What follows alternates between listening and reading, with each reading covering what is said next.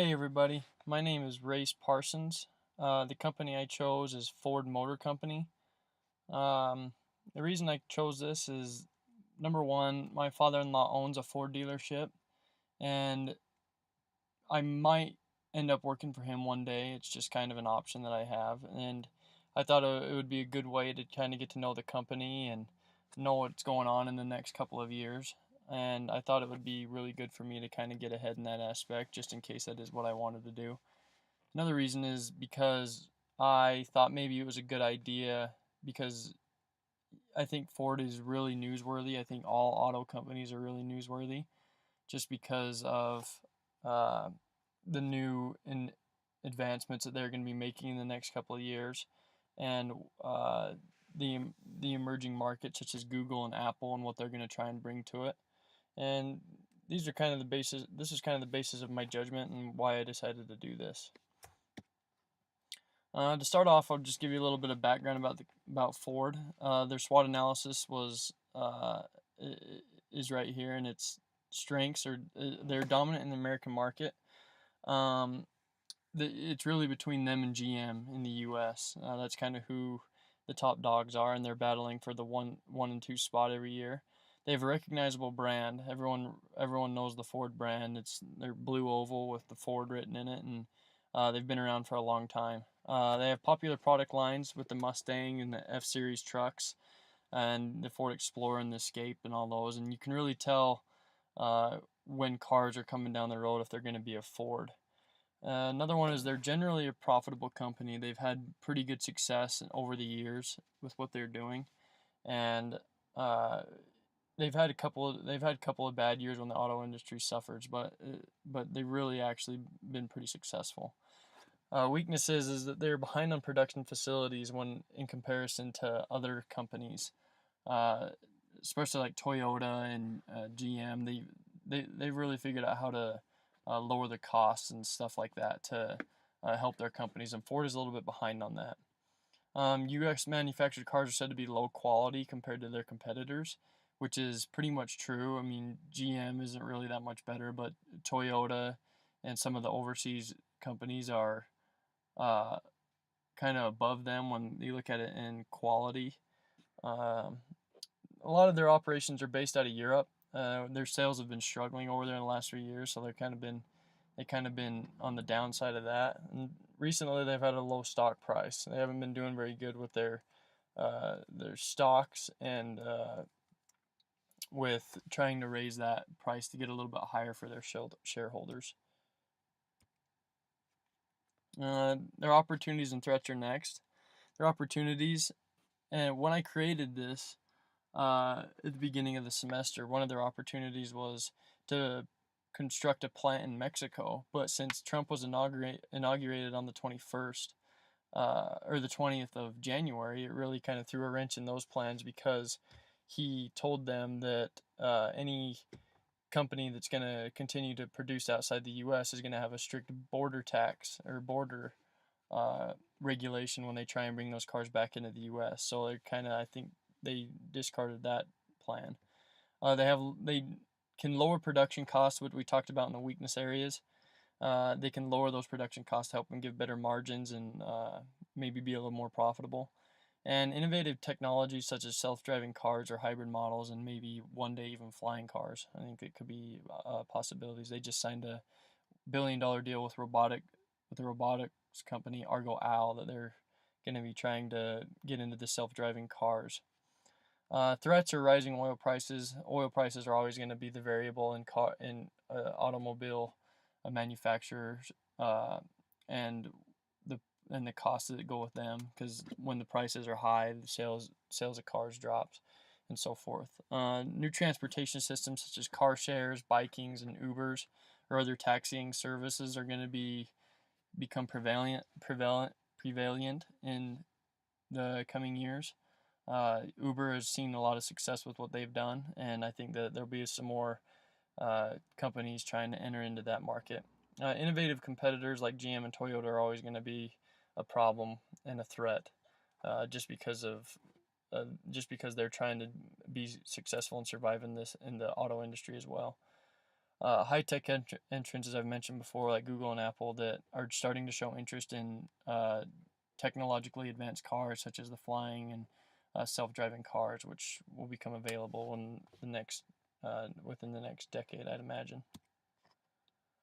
A little bit about CEO Mark Fields. This was just part of that first assignment. He was born in Brooklyn. He received an MBA from Harvard. He became the CEO of Ford in 2014, so he's relatively new. But he has been around Ford for a number of years, since 1989 actually. So we're going on, what is that, almost 30 years of being with Ford. So he's really experienced with what they've accomplished. And one of his plans was the way forward, where he found a way to cut fixed plant costs across the company, and it really helped them in that aspect. He has overseen production and marketing and manufacturing in the U.S., Canada, Mexico, and South Africa, and Asia. So he's really broadened his horizons on the international auto industry and knows the market. All right, something that really stood out at me about through this first couple of months of reading was actually the very first chapter of Predictably Irrational by Dan Ariely. And it's talking about relativity and the pricing schemes that we run into and how our minds can trick us. We like to believe that we are rational decision makers, which is sometimes true, except for when we come across these instances. We do our cost-benefit analysis on any big purchases we are considering, like cars and homes. What we don't realize that our minds can be tricked and that we respond to different comparisons of products. We are always comparing things, comparing different products with quality and what their price is. When we go to a Ford dealership, they implement this on us by like basic models and the standard edition models, or the titanium models. So for an example, I'll use just a Ford Escape as one. So there's the standard model, which has your cloth seats and your simple radio with 6 speakers, and it goes for about $23,000, $24,000. Then you got your high-end model, which is your Ford Escape Titanium, which has everything in it. It has your sunroofs and your liftgate, your automatic lift gates, and your heated seats and steering wheels and all that good stuff in it, which will go closer to $30,000. So this is how they kind of get you. Is, well, people go to the Ford dealership or go online and they see these two options and they see what the titanium model has and they want that, and they see what the standard model has, and they're just comparing the two items, and they realize that they want some of the stuff at the titanium, but they don't want that for the price. So Ford throws out them a third option, which is like the one right in the middle, which is just kind of an SE model, was what they call it. And it has everything in the standard model, but then you can build onto it. You can pretty much order your car how you want it. You can get leather seats if that's what you want, or you can get an automatic lift gate and stuff like that, which you can kind of choose, but your price is going to be anywhere in between that. And before very long, you just start building your car closer and closer to the titanium model, of what the titanium model has in it and its options. So the third option acts as kind of a decoy. That middle ground acts as kind of a decoy to try and get you to spend more money, and it kind of gets you comparing the two models, the basic model and the titanium model, and then you start spending more and more money on these things that you don't necessarily need, like a sunroof and or a heated steering wheel and stuff like that that really aren't that important, but you see them and you kind of want them. So then we don't really realize it, but our rational minds are starting to be tricked. Dan Ariely used this figure in chapter 1, and it's got these circles, and if you look at the left one, it looks a lot bigger with the smaller circles around it, and then you look at the right one, it looks a lot smaller with the bigger circles around it. And our mind is literally tricking our eyes, and it just proves to show that we are always comparing things around. We're always comparing things with similar properties. Just as we sit here and look at these things, you can clearly see that one circle does look bigger than the other when we really know that it's not. And this is kind of how pricing schemes work. They kind of trick us in that way. So my first insight paper kind of discussed this and how our minds get tricked like that. I saw a way for car salesmen to make more money when a customer walked onto a lot and wanted to buy a car. I thought maybe that there could be a way to um, for car salesmen to use this tactic when they're trying to sell a car. Um, the previous slides about the Ford Escape models are pulled right off of the internet, off of Ford.com, and you can see right there that they're already using it.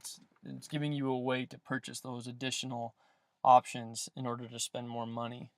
Um, it made me wonder how can this technique be taught to salesmen around the country and around the world to uh, try and trick humans' minds into spending more money that they really don't want to spend, but they end up doing it anyways. And is the technique already being used? Which I believe it is, and I believe if it's not, that it could be taught. Um, so for the discussion, I'm completely open to any criticism of my thinking. Uh, of course, I think Ford does use this on sales floors and in the real world. We already saw it online with what they're doing with the different models of cars. Um, but this idea of and concept of relativity and their pricing schemes kind of intrigued me a little bit, just because I think our minds are so used to seeing things and we think we're making the right decision, but in reality we're really being tricked just by comparing things all the time. So that's my first presentation. I hope it's helpful and informative, and please leave any feedback that you feel is necessary, and thank you.